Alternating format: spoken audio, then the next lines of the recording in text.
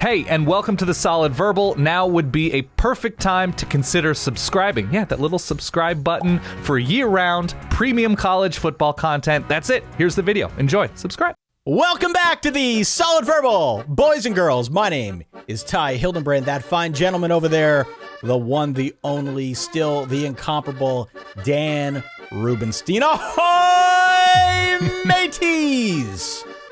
Thanks, Captain Ty. It's good to be back on deck. On deck, is that where we are? Are we below deck recording this? Because this is a nice return for no real reason other than it is Brocktober and a hunt for Brocktober in a matter of speaking, except it's not going to be Brock Purdy anymore, but Brock Bowers, I guess, would be the most significant and sensible analog to make. And look, the last season I did living in New York, we had the Twos Cruise. So that was the 2019 season where we'd scream about nautical topics on our midweek show while I was in my closet recording this in show. The hold. In the hold. Call in it the hold, excuse me. It works better. Yeah. The Cloffice hold. And so we figured, why not make a random October news and discussion show nautically themed, Ty? Why not? We are recording this very thematically on a Tuesday. That's true. People who belong to our Patreon Verballerhood at verballers.com, of course, get access to it on the day that we are recording it. It is a true Twos Cruise for the Verballerhood, again, out on Patreon. Yeah. Everybody else, you get it a day later. It's on Wednesday, but you still get it. You still get to take this voyage with us as we take the ship out of port, dust it off. All the old vets from back in the day of the real Twos Cruise when we did it. 2019, you said? That sounds right. Everybody can get all fired up about it. Good shirt came out of that, by the way. The Twos Cruise shirt, I really like a lot. Available solidverbal.com/store. Hey, why not? Still out there. This episode, all of our episodes driven by our good friends over at Geico. Go and check Geico out. Today, though, not driving anywhere. Not driving anywhere. They're sailing the high seas with us. That's true. I think the last time I was on a big boat was probably the New York City ferry with you in March of 2020. Well, we recorded on the boat. Yeah. Yeah. All right. So we're going to get into news. We are getting into news. We've got a good amount to discuss, but we're also playing a game. I wanted to take a look because of the hunt for Red Brocktober. I wanted to take a look at second place teams per like the AP ranks. So it's not because of divisions, it's hard to say this is the second place team in a conference, but the team who is currently chasing the leading team in their Power 5 conference, also going to discuss Tulane, currently chasing Cincinnati in the rankings on the G5 level. And just a status update. What's on there, and you might have a sound right now, what's on their upcoming radar? You have that? Oh, there it is. There it is. Yeah, so we're going to take a look at some of the teams they're playing and just sort of a status update in terms of what's going on with teams that are right on the cusp of breaking that surface. Speaking of breaking,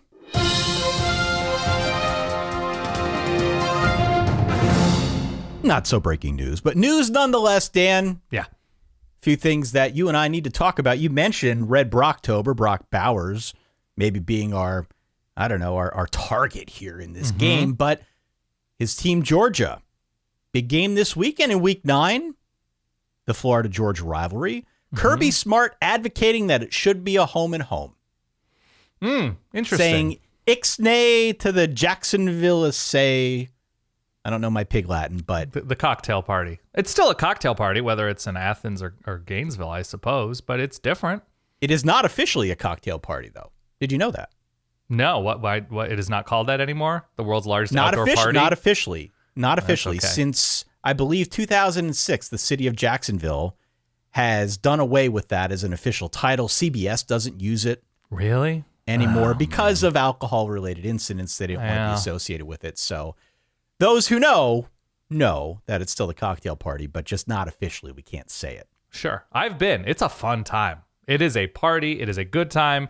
Jacksonville is, I'd say, an odd place, but I haven't explored enough to have a very concrete take on the place. But it's a little bit odd. It's huge. What do you think about this? What do you think about these neutral site matchups they generally tend to be in older stadiums, the Red River game in the Cotton Bowl, and of course this game in Jacksonville. Do you think that for tradition's sake, they should figure out a deal to keep it there? Or do you think it's time to bring that kind of energy back to campus? I want all the big games on campus. Yeah. I want all the big games on campus. Now this one's unique in a sense because they've played it nearly continuously in Jacksonville since 1933. There were only two exceptions. There was a home and home back in 94 and 95, but pretty much beyond that, this game has been played in Jacksonville. The current contract, for what it's worth, only runs through the 2023 season. There is an option to extend to 2025, which apparently the schools are considering. But, Kirby Smart is looking at this through the lens of recruiting. There is an NCAA rule that prevents you from, quote unquote, hosting recruits at a neutral site game.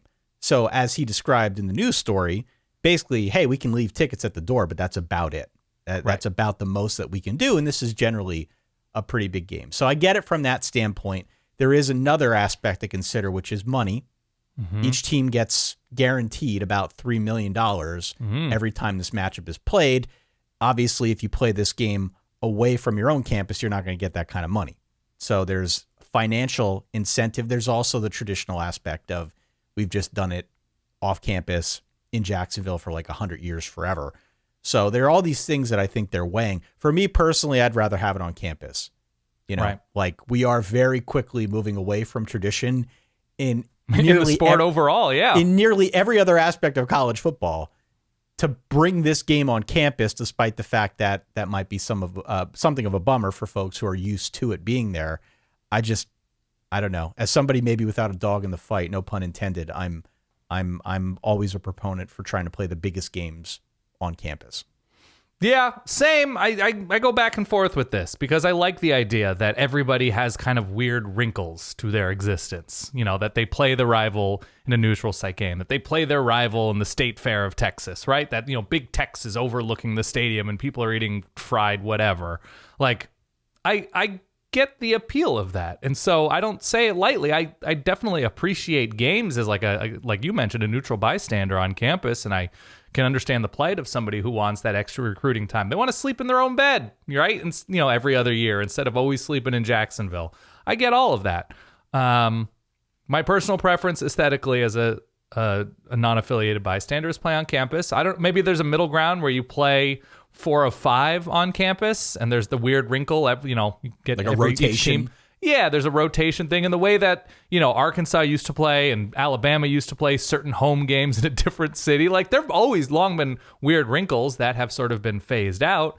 But no, I think what's best for the sport and the product is campus games.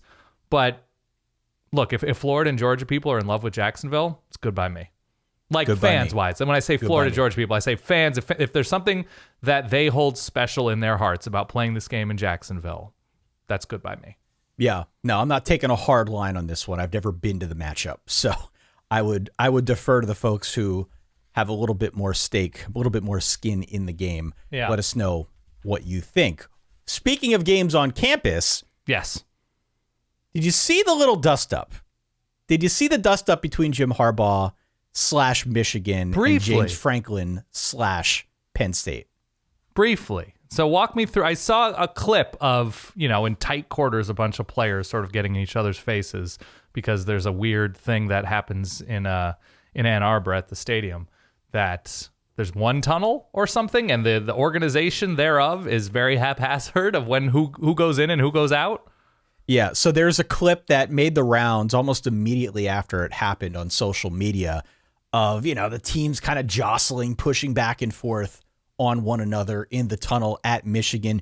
James Franklin kind of irate about something, yelling, "Who the F is this guy?" pointing somewhere off camera. A bit of a kerfuffle at halftime as these teams went in. James Franklin said that there needs to be a policy in place to keep the confrontations from happening. Quote, "All there has to be is a 2-minute or a minute buffer in between the two teams. This team is in before that team gets close, and however we want to do it, But we're not the first team that's had issues like that. So he's implying basically both teams come in at the same time. Of course, that's going to be ripe for some sort of confrontation.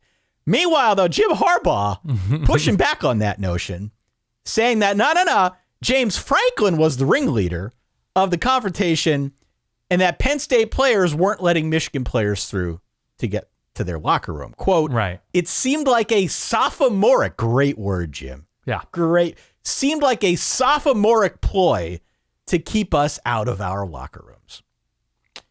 Cool, guys. Look, I just got to mention it. Anytime we get a weird coaching thing like this, whether it's Nick Saban and Jimbo Fisher trading barbs, or whether it's something stupid like this, we have to mention it on the show. We are contractually obligated. I always appreciate these really old stadiums having design wrinkles that never got worked out. And this is one of them, right? That they share a tunnel. It's hard to figure out time to get in and out of the tunnel. And nobody has ever, and I'm sure there's a very specific reason why there's not a second tunnel, or why the acrobatics involved or whatever have not been updated, whether it's, blocking off the visiting team while the home team comes in, or letting the visiting team in first and the home team comes in next. I'm sure there's a very specific reason with Michigan Stadium, but I've been to a number of these places and there is so much that makes no sense, whether it's like the Penn State 4-foot ceiling in the press box with the old first down, Penn State, like the old speaker system that sounds like we're in a submarine. There it is. Thank you.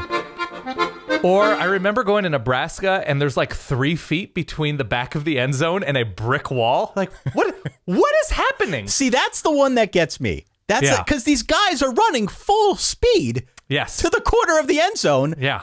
I'm surprised there aren't more just like neck injuries. Speaking of neck cracks. Totally. Like, how are there not more injuries from some of these design flaws? Yeah. Blow out the wall. I agree. Do something to protect player safety if you really care about it the way everybody supposedly does. Yeah. That said, I really enjoy this wrinkle, and I hope there are fights for years to come in the Michigan tunnel so we can make fun of these old stadiums. It's good by me. Okay, I appreciate James Franklin and Jim Harbaugh arguing.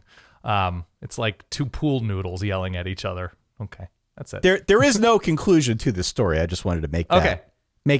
Bring that up on it. people's radars, or I guess sonar in this case. Also of real interest, Will Healy, fired during our recap show, we alluded to it towards the very end, had a good start, I guess, to his tenure at Charlotte, but kind of petered out. Bruce Feldman, our friend from The Athletic, Fox Sports, lists out several names just to keep yourself aware of that could be in the running here. Alex Atkins, the Florida State offensive coordinator. Tony Gibson, the North Carolina State defensive coordinator. Clayton White, the DC at South Carolina. Lance Taylor, the OC from Louisville. Josh Gaddis, a name. Sure. Don't know that Miami offense, you got to get a piece of it.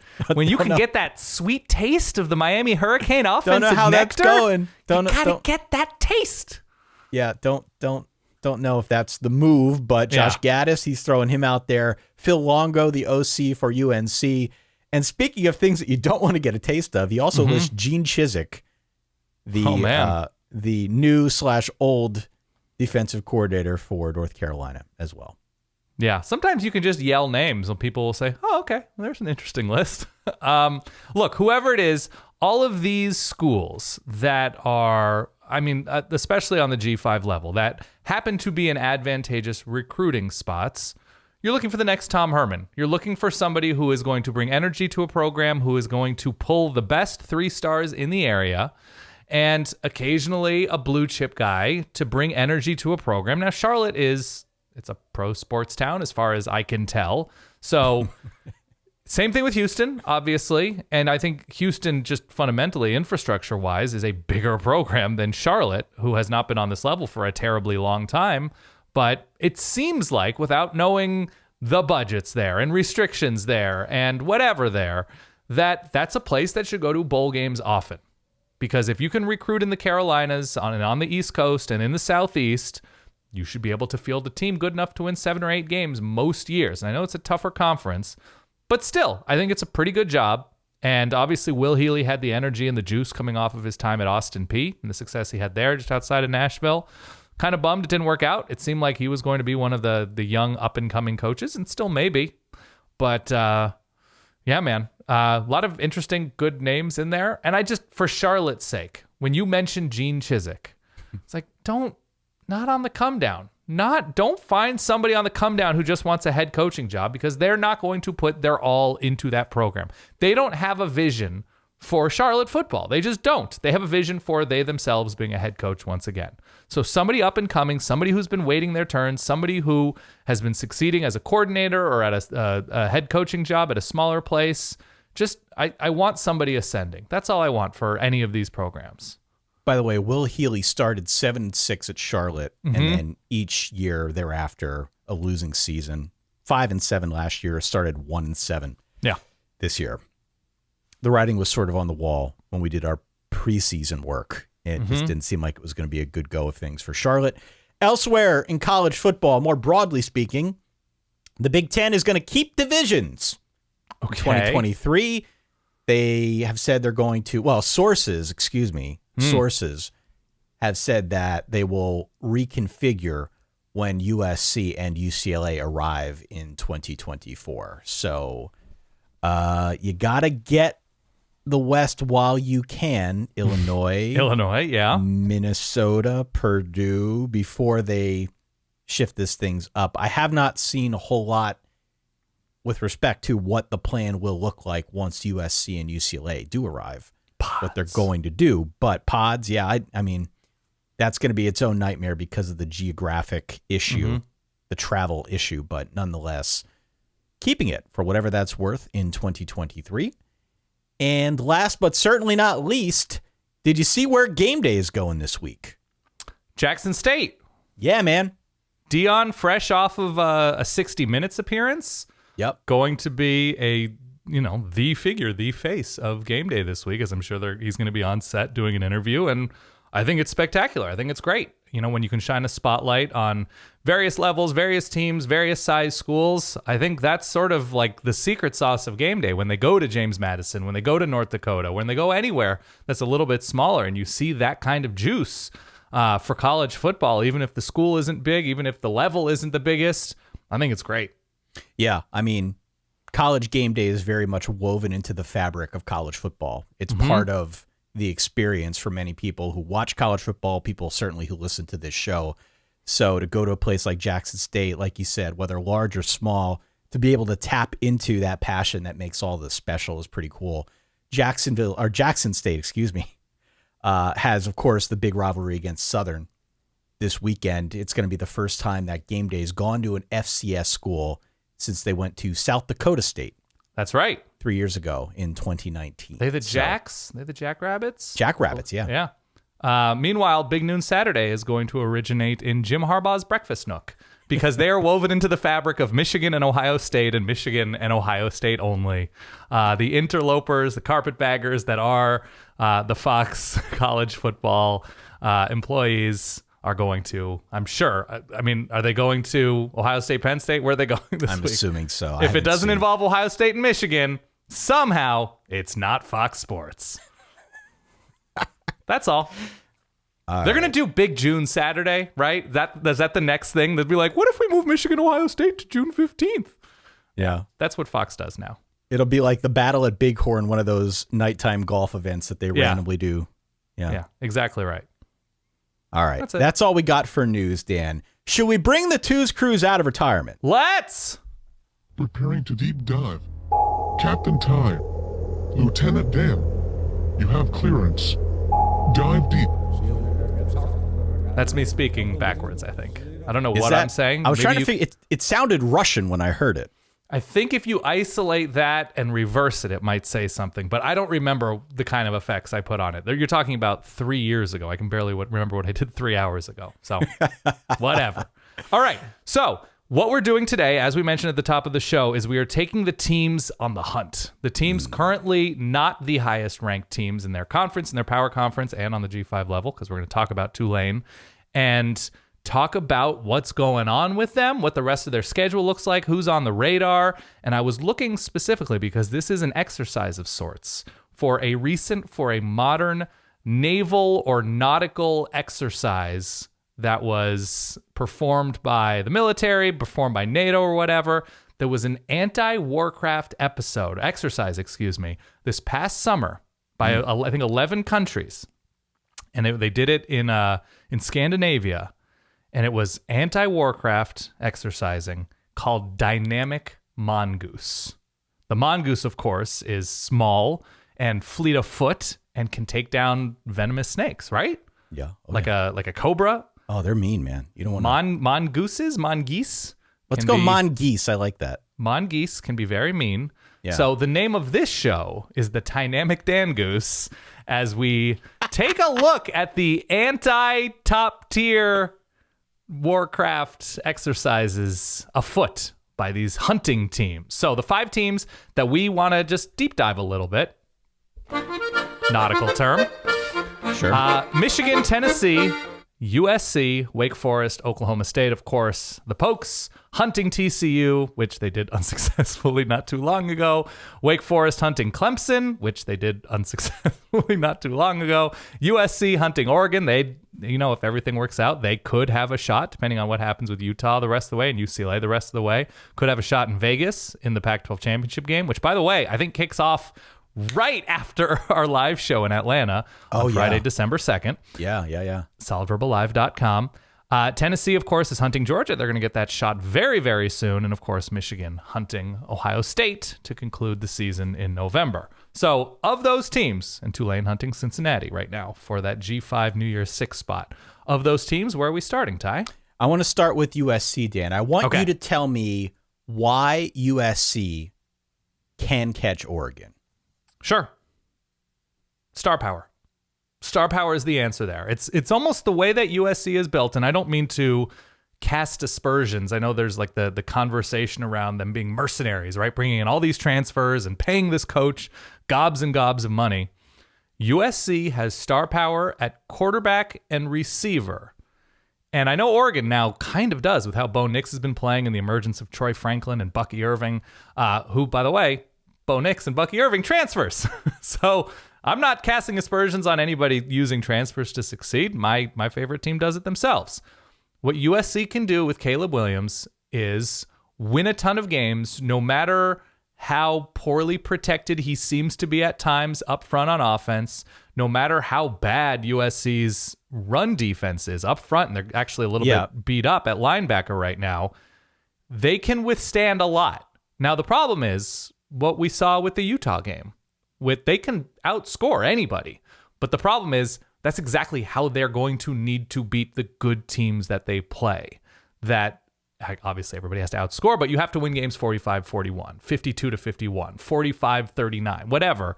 And where USC's run defense is at the moment, and where their own offensive line is at the moment, and Jordan Addison was beat up in the Utah game as well, it's worrisome that they're going to be so reliant on Caleb Williams essentially putting the whole thing on his back and saying, I'm going to will us to victory every single play.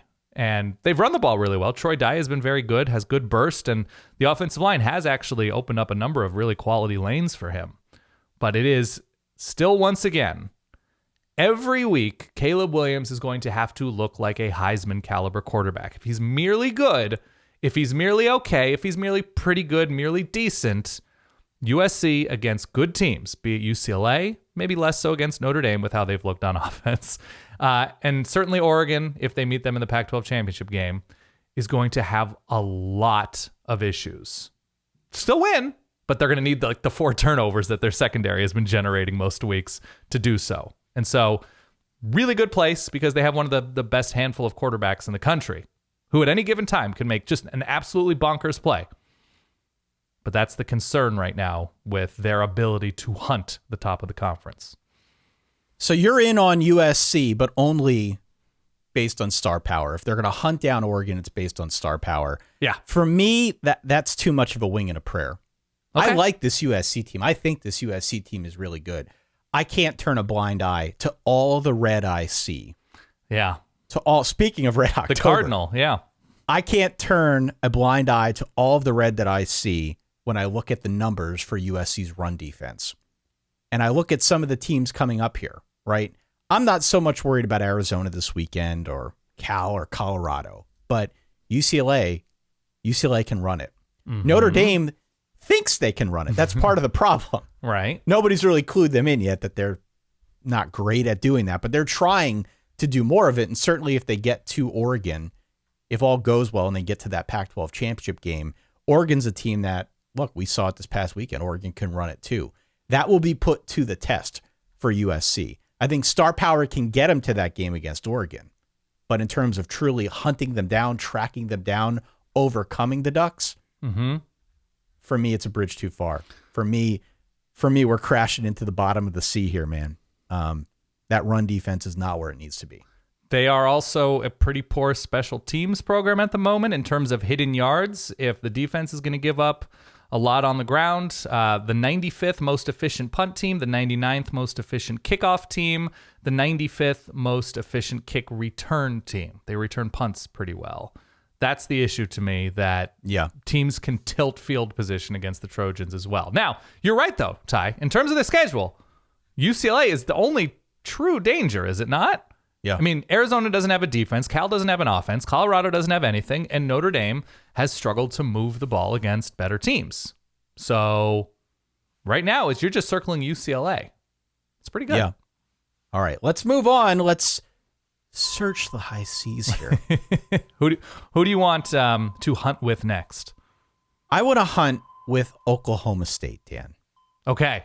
Fascinating Oklahoma team. State. Oklahoma State is fascinating. Oklahoma State, in its remaining 5 games, has the following: at Kansas State, at Kansas, home against Iowa State, on the road for the Bedlam game against Oklahoma, and then they close out their season at home against West Virginia.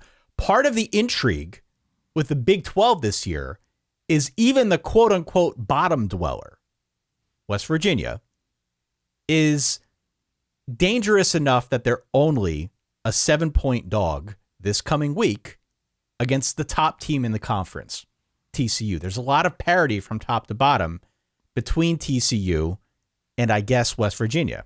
By default, they would be the worst team in the conference. So please, Dan, tell me why at this late stage of the season, Oklahoma State still has what it takes to track down TCU. Is West Virginia the worst team in the conference, by the way? I don't know. I mean, if you look at the pure numbers and if you look at the actual on-field activities from week to week, West Virginia seems to be the team that shoots itself in the foot the most, maybe outside of Iowa State. Right. And the lows, I think, for West Virginia are lower than nearly anybody else in the Big 12. So just in terms of turnover margins, in terms of the things that really come back to bite you, obviously record, I mean, I think the answer has to be West Virginia. Iowa State has yet to win a Big 12 game. That's the only reason I say. The defense has been very good for Iowa State, but the offense hasn't been good. Oklahoma State is a fascinating team because of the experience they have at quarterback, because of the upside they have at receiver, because of how well, for most of the time, Spencer Sanders has been protected. The secret sauce for Oklahoma State, with as much attention as receivers have gotten, because Casey Dunn has been such a good receivers coach, and now obviously he's the coordinator, has been how well they've run the ball. When Oklahoma State is truly operating on offense, it's because Kendall Hunter's there many moons ago. It's because Chuba Hubbard's there as that constant home run threat. They haven't had that this year. And when they don't have that lights out defense, and the defense hasn't been atrocious, but they haven't been amazing, right? You can pick on the linebackers and now beat up along the line. They allow too many of those big plays. And so that's the problem right now with Oklahoma State, and feeling good about them because they don't have the tiebreaker, against TCU. You can pop them. No lead is safe when Oklahoma State is up, as we've seen. Right. And they have a tough time climbing back if a team is especially aggressive on offense. So offensively, they're in an okay place. I still don't think they have like that clear number one guy. We see a couple guys on this team that have that potential, but it's another team where star power was Spencer Sanders, and now he's beat up as well, of nagging, I think, shoulder injury. Right. They're like, man, how can he really will them to a Big 12 championship? I have my doubts because of what everything looks like around him. That he doesn't have the play action game because of the lack of run game, because they're beat up on defense and allowing just way too much on defense. And they're not even a good chain, like I call it a chain gang team, right? That their average third down distance is not good. Their success rate on third down is not good. And they struggle to wear down teams, which is why when they're up 28-7, 21-3 or whatever, the offense can leave the field pretty quickly. And so that is worrisome to me about Oklahoma State. But all things considered, that they're in this position, pretty good. The reason that I think, a little bit more bullish on Oklahoma State is as follows. Okay. I picked them to win the conference preseason, by the way. The reason for me is I am not totally sold on TCU. Man, okay. TCU's been really good. Really good. I'm going to pick TCU over West Virginia this week in what I think could actually be a tough game. But TCU's remaining schedule is of interest to me, frankly. There are teams on here that I could see them losing to. I could see them losing in a shootout. Well, they need to lose twice if Oklahoma State is going to make the leap. Yeah, okay. What I'm saying is I could see it. I could see them losing a shootout to Texas Tech. I could see them losing a shootout to Texas. I could see them losing a weird game on the road at Baylor a week before Iowa State to close out the year. I could even see a weird circumstance against Iowa State where Iowa State just plays good defense. So forgive me if I am not fully in on TCU at this point. What they've done to date has been nothing short of incredible. I love what the TCU story has amounted to thus far through the first 8 weeks of the college football season. Sure. All I'm saying is that there is still ammo on this schedule, and the conference as a whole, again, I keep saying this word, there is so much parity there that it's like it's got an ACC quality to it where we don't even remember who's played whom at this point. Yeah. They just all kind of feel the same. Anybody can beat anybody from week to week, and TCU has to try and navigate those waters. Good tie back, Ty.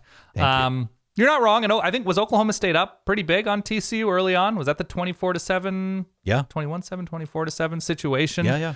Here's the thing, though, about TCU, and you've said this about your own family. You're the tallest person in your family, are you not? That's correct. It's not especially close. You're a head taller than most of your family. A full head and still not that tall. I was going to say, by society standards, are you a towering person? No. So I think at this point, if you're looking at TCU's weakness, it's starting games against decent teams slowly, as they go down 28-10 against Kansas State, and they need to claw back, and that's not really a sustainable way of winning a conference or going undefeated. They need to lose twice. No. And they have the clear most explosive over the course of 4 quarters impressive offense right now. All due respect to what Texas's ceiling is, they have the most explosive offense in this conference. So to me, I'm more confident in TCU at this point to win the Big 12 than anybody else because they don't have that glaring weakness across the board that some of these teams seem to. So I think the TCU ship is getting smaller in the distance as Oklahoma State tries to hunt. How about that? Dan, I'm looking out over the horizon here. Yeah. Do I see Michigan? Do I see Ohio State? Mm-hmm. Do I see a rerun of last season?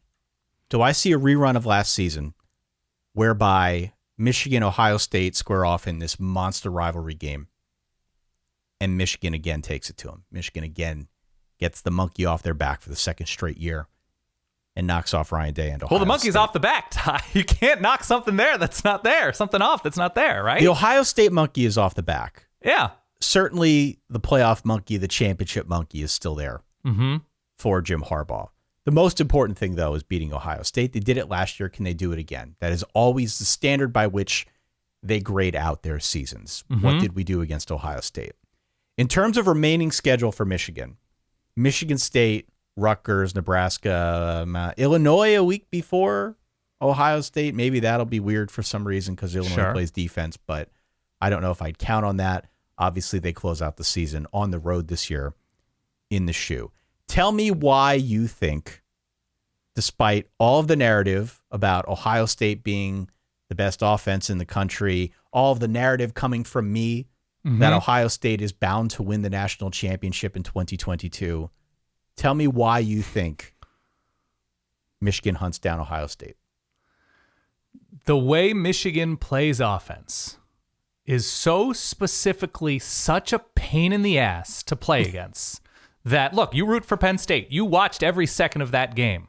You came away from that game thinking, well, that did not seem like a fun 60-minute stretch of football for the Penn State defense. A talented Penn State defense that's performed otherwise pretty well. You saw what Michigan did to them, punishing them, stringing together 11 play, 13 play, whatever, however many play drives. And so if that is the team best built to keep the Ohio State offense on the sideline, that's a tricky proposition. Now, they don't look terribly different on offense than what they looked like last year, right? Michigan has struggled at times to be consistently strong and aggressive downfield. They were with Cade McNamara. They have been against the better teams on their schedule with J.J. McCarthy. Hasn't mattered because they've separated themselves from those teams because of what Blake Corum and the offensive line and Donovan Edwards and then popping some play action to Roman Wilson and Ronnie Bell and the two really good tight ends. They've been very successful with a very specific strategy. And so we saw Iowa's defense, and I don't think Michigan's defense is quite what Iowa's defense is right now, but we saw them do such a good job in that zone, keeping the Ohio State offense in front of them. The concern for me is the concern that everybody had before the season. Michigan is going to have a very, very good defense. Do they have those rush ends that terrify coordinators and terrify quarterbacks the night before, the week before, the month before? How do we deal with Ojabo and Hutchinson? They haven't. The havoc rate along that defensive line for Michigan has not been incredible in the way that it was last year. And that's the pairing, right? That's you go to the Michigan restaurant, here's the entree, here's the wine. That's the pairing. You know, the ability to control the ball on offense and the line of scrimmage on offense against a better Ohio State defense this year, and then those guys that you have to account for. And Dax Hill in the back, obviously not there anymore. And it's the star power or lack thereof, a very good Michigan defense. That, to me, is where the hunt becomes a little bit more complicated. And so that's the reason why I struggle. The reason 4 is easy because of the offensive strategy and a sound defense. And the confidence in knowing that a lot of these guys who were on the field in this team last year know very recent success against Ohio State. That, to me, is the difference. That Michigan is very, very good, but to put it together in that complete a way, that's a challenge with the star power of Ohio State. Yeah, I mean, keep this in mind about the Michigan team, and I think your point is really a valid one.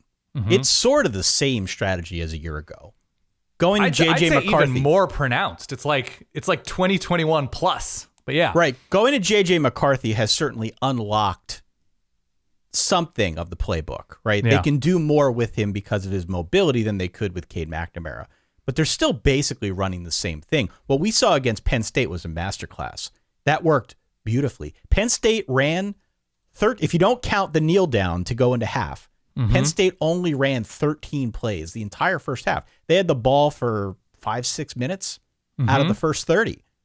That is the way that Michigan wants to play. If Michigan can play in that dominant a fashion, they clearly will have a leg up on nearly everybody that they play, whether it's Ohio State or Penn State or anybody else. That's not to say they're going to have the same level of success when they go to Columbus. I don't think that they will. Right. But I think they are proving here week in and week out that they can maintain that same level of efficiency, that same offense that they ran from a year ago against pretty much everybody that we've seen so far. And that's a pretty good case study. The interesting thing with Michigan, the answer I want to see on the back half of this schedule, it's really probably only going to come against, they have which good defenses do they have left? They have Illinois, to a lesser extent Rutgers. Is there a third team with at least a decent defense left on their schedule?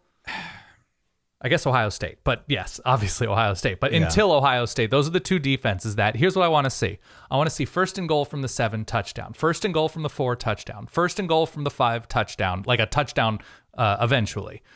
What they were not able to do against Penn State early on, what they were not able to do against Iowa is turn those goal-to-go situations into touchdowns basically every time.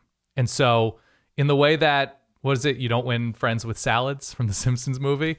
I think it's the Tom Fornelli. You don't win games with field goals. You don't win games with field goals. You don't win games. So as good as Jake Moody is, Jake Moody's not beating Ohio State. That's the little wrinkle that I want to see pushed into overgear. Overgear? No. That overdrive? Overdrive. Do boats, submarines go into overdrive? Probably. Yeah. They have to. That's that next step that I want to see from Michigan. Because otherwise, I'm a big believer in the maize and blue, but you're not beating Ohio State 12-10 this year. You're just not. No. Okay. Why don't we go over to, let's see what's on this side. If I look to the right here, is that starboard? I don't know which side is which here, Dan. I think port is left and starboard is right. Yeah. We're looking starboard. We're looking at Wake Forest. Wake Forest is trying to track down Clemson. Now, they had a run at Clemson, weren't able to get the job done, but all things being equal, they could get another crack at Clemson. Clemson does not seem impregnable by any stretch of the imagination. But they've already lost. They've already lost that game, so that they need Clemson to lose twice. We're talking about hunting them down, though. Hunting them down. Trying to get another crack at them. Wake Forest has Louisville this week. They've got a road tilt at NC State. They also square off against UNC, against Syracuse, and against Duke. I said it on the recap show, but those 5 remaining games, of all the teams that we're discussing here, we could talk about Oklahoma State. Oklahoma State is a fascinating team with interesting games to play for sure. But Wake Forest, to me, has some of the highest quality, most entertaining football ahead of it in those 5 teams. Again, Louisville, NC State, UNC, Syracuse, and Duke. 5 teams that are very different. 5 teams that maybe outside of NC State can really score if they need to. And 5 teams that are just, they have their own story to tell, let's say in 2022. I like that. That makes them very interesting. It's true. I mean, all of them come at this thing from a very, very different perspective. Wake Forest, to me, remains the team as they were last year that I have trouble taking seriously. Okay. And I don't know why that is. That's definitely more of a me thing than a them thing. But there was this narrative last year that all Wake Forest does is play really high-level offense and they can't play any defense. And then we've seen them go up against good teams and other teams have trouble stopping Wake Forest. Sure. And so that's not to say that there's a defense there that I'm not giving them credit for. Like, they still don't really play defense. But I think the offense is so good. I think they are a fully formed product on offense in a way that I did not give them credit for a good long time. I'm slowly starting to see the light with Wake Forest. If you tell me Wake Forest is a top 15 team, now I'll believe you. But I have a hard time believing they're going to track down Clemson. Even despite the fact that Clemson has some of their own issues at quarterback. And, sure. The pass defense, for example, isn't quite what in the intermediate, right? It's just not as good as it's been. Even though Clemson is not without flaw, I still don't think Wake Forest is on that level. So I will ask you, I will put the question to you, what Wake Forest needs to do to hunt down Clemson on their own schedule here, and then what needs to happen on the Clemson side in order for this to become, maybe a rematch situation of sorts. But where are you at?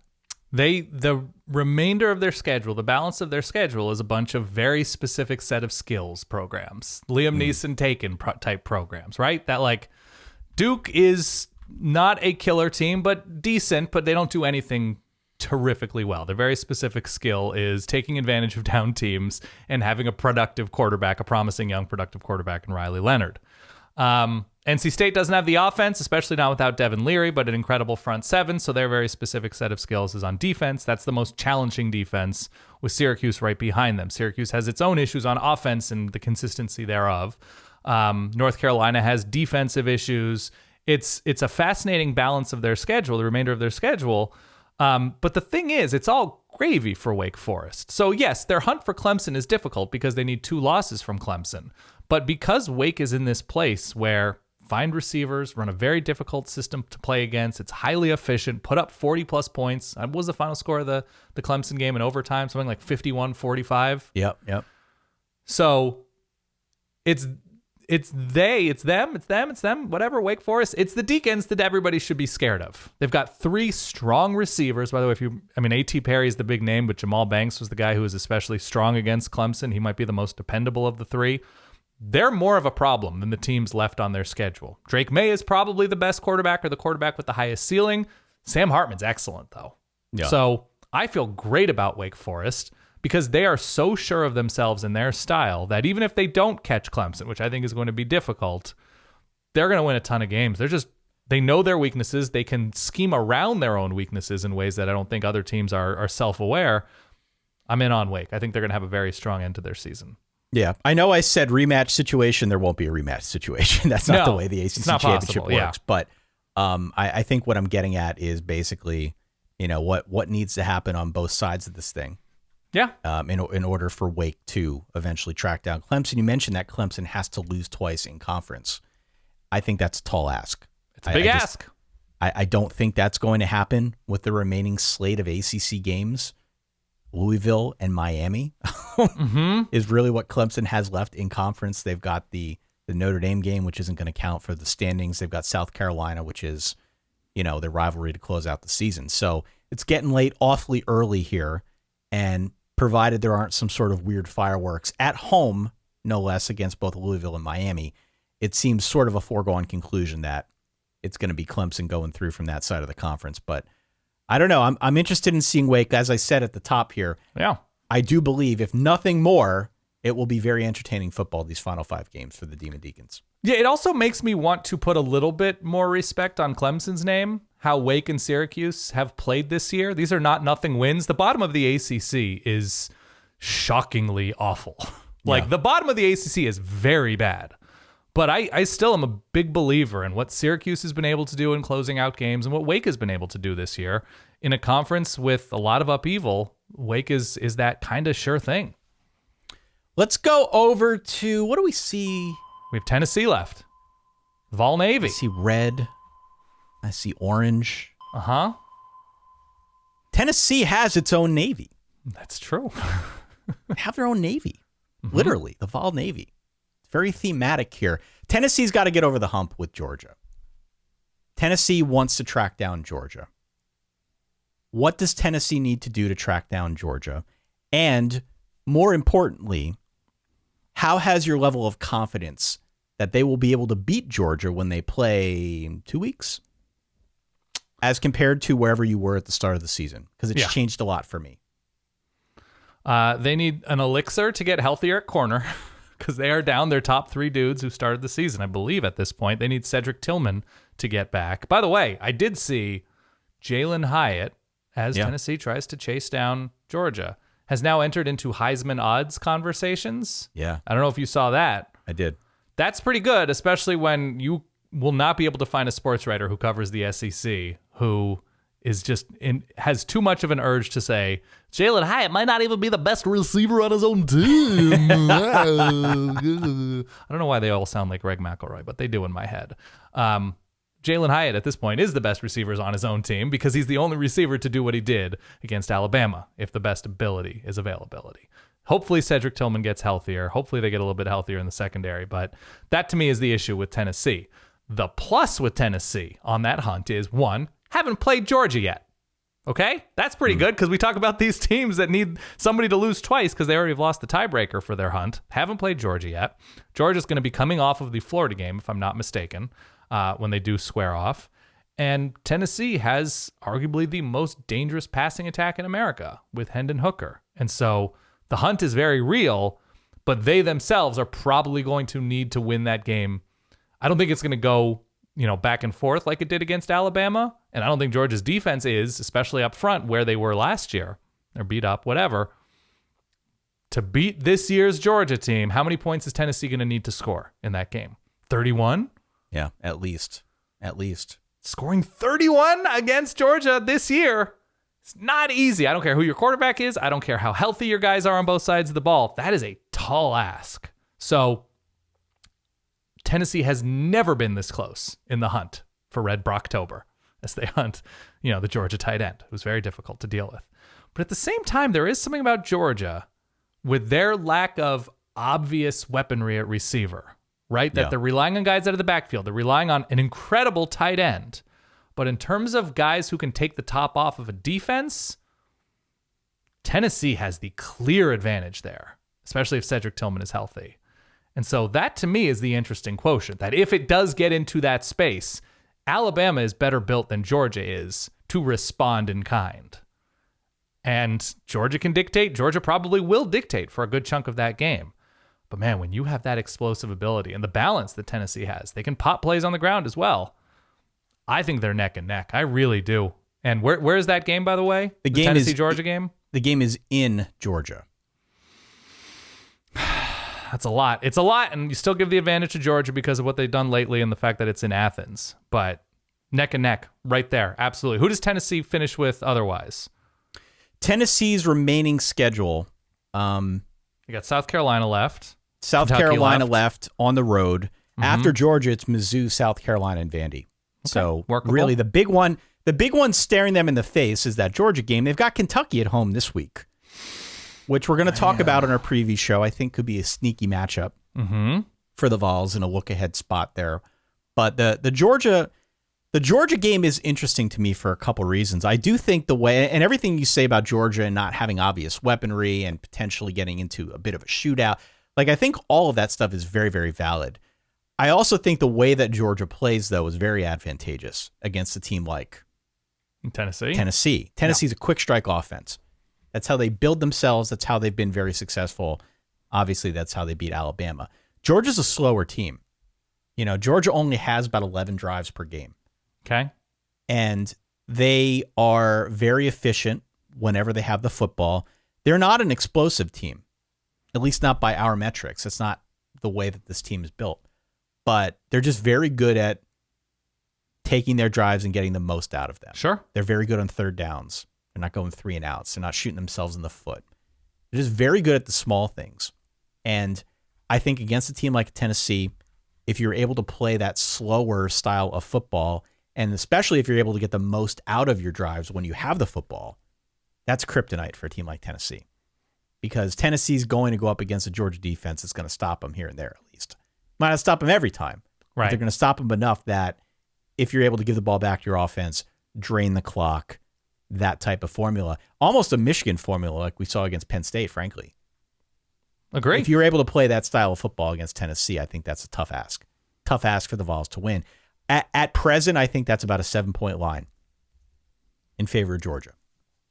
The game we're in Tennessee would be a different story, but I think the game being in Georgia, I think we're talking about a 7-point line.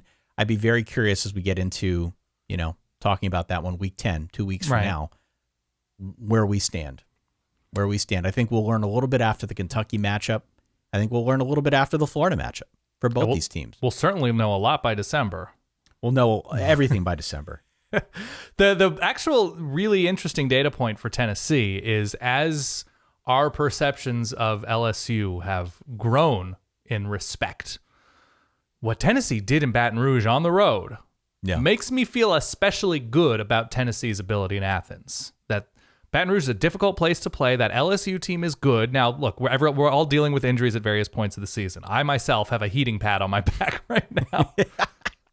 But the data point of Tennessee going to LSU and absolutely demolishing them like they did, I think speaks to the mindset of the Tennessee players, the Tennessee coaching staff, that they can lock in a big spot on the road, which, God, it's been 23 years or something since you could say that about a Tennessee team consistently. So I feel good about Tennessee. I don't think I'm not confident, but I feel good. I also would say, and I don't know if this is a real thing, but you've seen it happen where you've got the team that comes in, the high-flying, quick-scoring, explosive offense comes in against a team with a really solid defense. Mm-hmm. And they score points right away. Yeah. They jump out early, and then it's the monkey is on, the Georgia, trying to figure out. Clemson's been in this situation, even this season, where they got to figure out a way to come back into it and kind of normalize things out and get back to level and find a way to pull ahead in the third and fourth quarters. Right. It would not surprise me if that Georgia-Tennessee game took on that trajectory, because I'm looking at the offenses that Georgia has played thus far this season. I'm not seeing a whole lot here that knocks me over. All right. Sorry, South Carolina, Kent State, Mizzou, Auburn, Vanderbilt, this week, Florida, but there's not a whole lot there that rises to the level of Tennessee. That's not to say Tennessee's going to beat Georgia, but it is to say that far and away, the best team that Georgia's played all year is going to be in week 10, and there could be a little bit of a culture shock there. It's not. 2022 has been a weird college football season, and it seems like some of the teams at the top, though Bill Connolly would say that the gap has not narrowed between the elite and the rest of the bunch, it does feel like some of those teams at the top, we saw it with Alabama, are a little bit more vulnerable. So it wouldn't surprise me if this game takes on a very, very odd feel right out of the chute with a quick strike offense like Tennessee. I'd be remiss if I didn't point out that while you say Georgia has not played anybody, they did beat a current top 10 team by 46 in week points. 1, though, Dan, that just comes out in the wash. I know. I'm just saying. It's a team I root for. I watched that game in its entirety. It happened, and it's something. I would think you, of all people, would want to forget that game ever existed. I love a good Ty Hildenbrandt counterpoint. That's all I'm saying. That they are a little bit tested. Obviously, it's been a minute since that game happened. But no, they haven't played a team as talented and a team that has looked as good as Oregon has since. The trademark Ty Hildenbrandt counterpoint that always leaves out one major point. One major point. Like, okay. That's what I'm very good. I'm very good at doing that. You just like, so they beat Mizzou. Big deal. Beat Oregon pretty badly. Final team here as we look out. Yes. I see a green wave coming. I hope it's not ominous. Nautically themed to close it out. I love it. I hope it's not ominous, Dan. Let's talk about Tulane. What does Tulane need to do to get in the hunt? They already are. Yeah. Track down whatever it is they're trying to track down, a conference championship. Okay, so they have another seafaring-ish nickname team coming up after the bye week, and that is Tulsa, Golden Hurricane. Yeah. They have UCF. They have SMU, both at home, and they finish at Cincinnati. So they can continue the hunt until the final regular season game of the season. They've been very good up front against the run. Michael Pratt has been very good throwing the ball. They're just a well-coached team, especially on defense. They're efficient. They prevent big plays. The quarterbacks left on their schedule, there's no obvious, I mean, depending on how much you respect Tanner Mordecai, but John Rice Plumlee, Ben Bryant. Ben Bryant's been good, but they don't have that exceptional talent who is going to put Tulane's defense in a dangerous bind. So I feel good about them. They are tested in the teams that they've played and beaten. Beating Houston, beating ECU looks better and better. Only allowing ECU to score, I believe it was 9 points as I look at the schedule in front of me. Kansas State to 10 points. Like, this defense gets it done. And so I think they're neck and neck. I think they're riding alongside each other on the dynamic Dan Goose exercise. Yeah. So I'm ready for Tulane appearing in a game on New Year's Day. It bothers me to no end that there is not a receiver on this team named Whitney. I would love to do Pratt and Whitney. I would love to go with some sort of engineering themed nickname, but we can't do it. Well, I don't even understand that. At first, I thought you were talking about the Hills with Whitney and Spencer Pratt. If you know, you know. Don't worry. That's an engineering reference? It's an engineering reference, yeah. Okay. Tulane's very good. And I'd like to see Tulane pop more on offense to give themselves a bit more of a cushion. But Michael Pratt has been pretty careful with the ball. The running game has not been there. And I think if they can get going on the ground a little bit more, that'll give them that cushion. But as we've all seen, Willie Fritz wins games. Not every year, but he's a seasoned coach. I thought that was a good hire. I'm in on the green. I have a Tulane shirt somewhere around here. Yeah. I'm in on him. All right. Very impressive year. Write in, let us know what we missed. solidverbal@gmail.com, or you can always comment. We post links to all of our episodes out across a multitude of social media platforms. Go on out and hit subscribe on the YouTube channel where we post video. Yes. If you are not already following on Twitter or Facebook or Instagram, we would urge you to follow there as well. And most importantly, outside of herballers.com, which we don't have to bring up again in this show, I promise. Hit subscribe, hit follow on your podcasting app, and tell your friends to do so as well. That's the best way that you can help support what we're doing. We, of course, appreciate all of our ballers equally, but we appreciate the ones who hit subscribe a little bit more. That really does help. Yeah, I agree. Dan, this has been fun. It's been fun to get back out there on the high seas. Agree. It's been fun to take this voyage with you. We will be doing our Week 9 Picks podcast tomorrow. Come on back. Partake in the festivities with us. For that guy over there, my good friend Dan Rubenstein, the Captain Dan Rubenstein. For myself, Ty Hildenbrandt. Thank you so much for downloading, listening, riding the high seas with us. We'll talk to y'all soon. Stay solid. Peace.